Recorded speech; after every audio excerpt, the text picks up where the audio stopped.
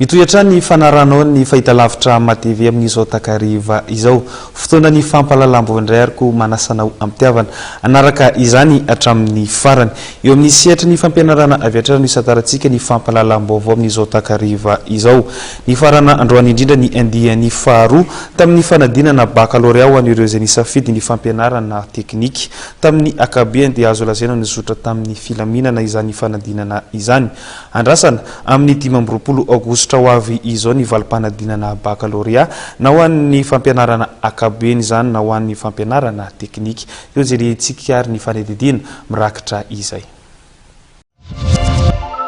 Ny fanamboarana sambo izay ao anatin'ny génie civil no sampam-pifanana vaovao ary nanomboka amin'ity taona ity no niantona ny bakalorea ny mpiofany izany. Raha ny fanazavana nizotra ara-dalàna ary tsisy olana goavana ny bakalorea teknika andiany faharoa izay no tanterana nanomboka ny alatsinainy ndraiky amin'ny 10 jolay teo hatramin'ny androany 3 aogositra 17 sy 20 araka nambarany teo anivon'ny ministera ny fampianarana ambony. Raha ny fizotry ny bakalorea teknika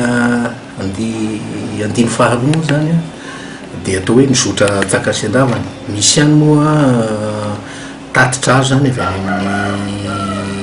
faritra any amin'ny province zany tonga any amin'ny centre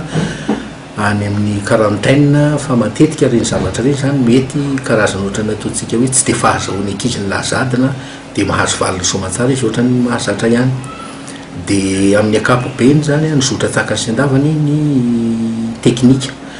ary nampiavaka ny teknika tamin'ity taona ity moa zany dia misy spécialité vaovao io spécialité vaovao io zany dia teknika mahakasika ny fanamboarana sambo izay any Tuliara nisy azy dia tamin'ity izy nanao Baca Technique ny voalohany zany araka tamin'ity nisy concepteur koa moa ao anatin'izay dia mirary soa n'izany sampana teknika vaovao zany satria Madagasikara moa nosy zany resaka mombana sambo zany zava-dehibe dia inoko fa hiroborobo ary ny olona ho afaka Baca Technique amin'izany dia afaka hiasa avy hatrany zany amin'ny resaka mombany sambo. Misa 770 no niatana ny bakalorea teknika manerana ny nosy dia latsinainy ho avy izao no hanomboka ny fitsarana ny taratasy fanadinana na bakalorea teknika. Efa nalefantsika androany ny grille de correction ny teknika misy ny eraky ny faritany ny grille de correction zany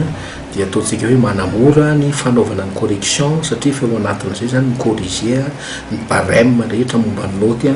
dia inoko zany fa tsy dia hisy olana loatra zany ny fanaovana ny correction fa mety fa inoko fa hiara hivoaka zany ny enseignement technique sy ny général. Araka izany dia hiaraka hivoaka ny 15 aogositra ho avy izao ny valin'ny fanadinana bakalorea ankapobeny sy bakalorea teknika izay nifarana androany ny adiny an-tsoratra.